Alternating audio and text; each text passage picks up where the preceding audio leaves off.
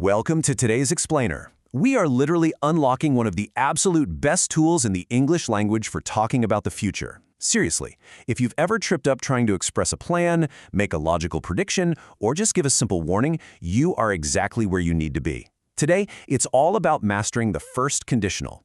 It's kind of your ultimate go-to structure for expressing future possibilities with total clarity. Let's dive right in. Okay, picture this. You say to a friend, if it rains tomorrow, we will stay home. Now, before we get all tangled up in grammar rules, let's just think about the logic here. Is it a 100% guaranteed fact that it's going to rain? No way, right? It's a possibility. The situation isn't guaranteed, but it describes a highly possible future event and the logical result that comes with it. And honestly, that's the entire foundation of what we're looking at today. So, getting to the formal definition, the first conditional is a grammatical structure we use to talk about real future possibilities, likely situations, and logical results based on a specific condition. Basically, you use this when you believe a condition is actually possible, and if it happens, the result is super likely to follow. It's the bridge connecting a present condition right to a future consequence. All right, so how do we actually build this thing?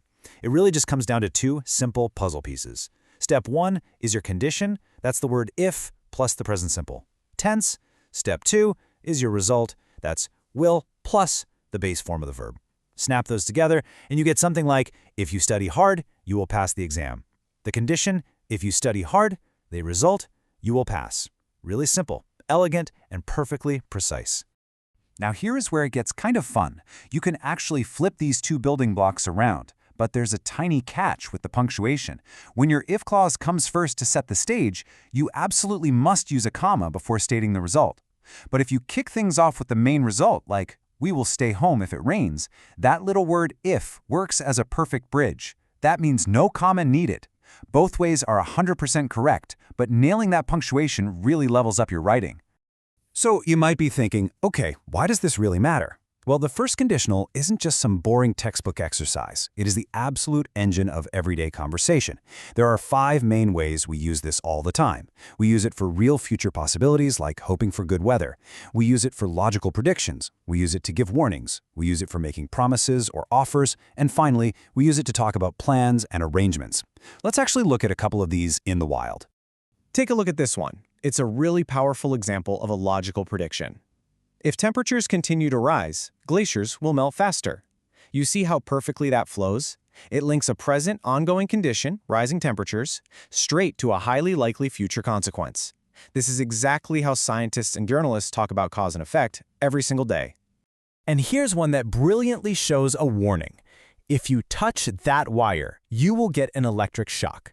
So, the big takeaway here is that this grammar structure isn't just about making weekend plans. It's literally essential for communicating safety, assessing risks, and, preventing disaster. That directness of if X happens, Y will definitely happen just leaves absolutely zero room for confusion. Okay, time out. Stop right here. If you forget absolutely everything else from our explainer today, you have to remember this one golden rule. Do not use will in the if clause. I really can't stress this enough. Because we're talking about the future, our brains naturally want to invite the word will to the party.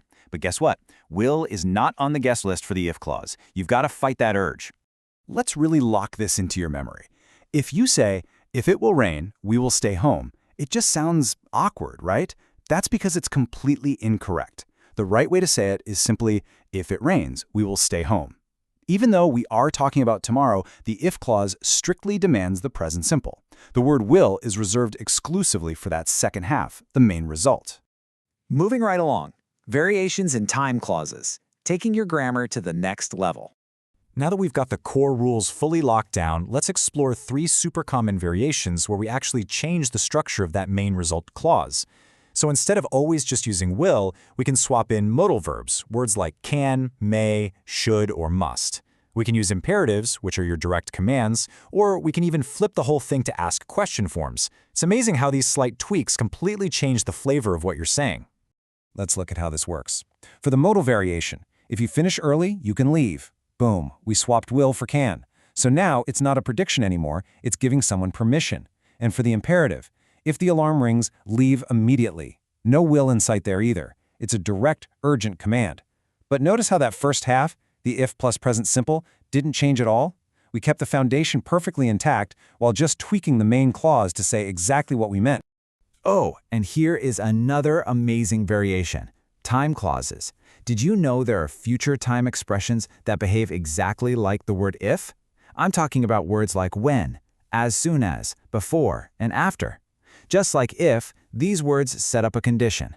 And that means they also demand the present simple tense when you're talking about the future. So you wouldn't say, when you will arrive. Nope. You say, when you arrive, I will call you.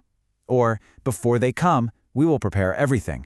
Now, before we put your skills to the test, let's clear up one last thing that trips people up: the difference between the zero conditional and the first conditional. Listen to this. If you heat water to 100 degrees Celsius, it boils. That is the zero conditional. It's a scientific fact, a universal truth, present tense all the way across. Now, contrast that with the first conditional. If you heat the water, it will boil. Catch the difference? The first conditional isn't talking about all the water in the universe. It's talking about a specific future possibility sitting right in front of us. Universal fact versus specific possibility. That's the real game changer. All right, here we go. The final challenge. Let's test your knowledge. Okay, you know the rules. You've seen the traps. I am putting you on the spot with a quick little minigame. How would you complete this sentence? If she blanked the test. Your verbs to use are study and pass.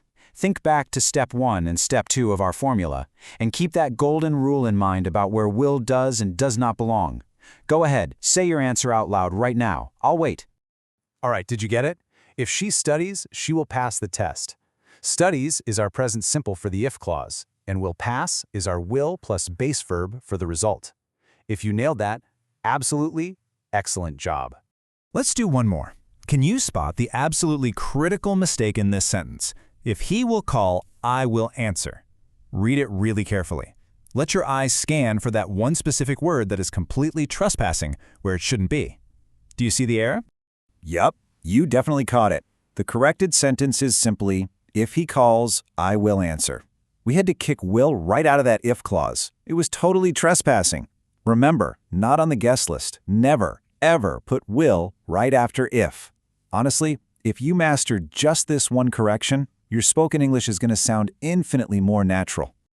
All right, let's wrap this whole thing up with a quick summary of our key takeaways. The first conditional is your absolute go-to structure for real future possibilities, predictions, warnings, and plans. The formula is beautifully simple: if plus present simple, followed by will plus the base verb. And of course, our golden unbreakable rule: never use will in the if clause. Stick to those basics and you'll be communicating some pretty complex future ideas totally flawlessly. I want to leave you with one final thought and just look at the structure of this question. If you apply these rules today, how will your English improve tomorrow? By practicing this one single logical framework, you're literally giving yourself the tools to speak about the future dynamically and accurately. So think about your own plans, warnings, or predictions for tomorrow and try forming a first conditional sentence in your head right now. Thanks so much for joining me on this explainer and happy learning.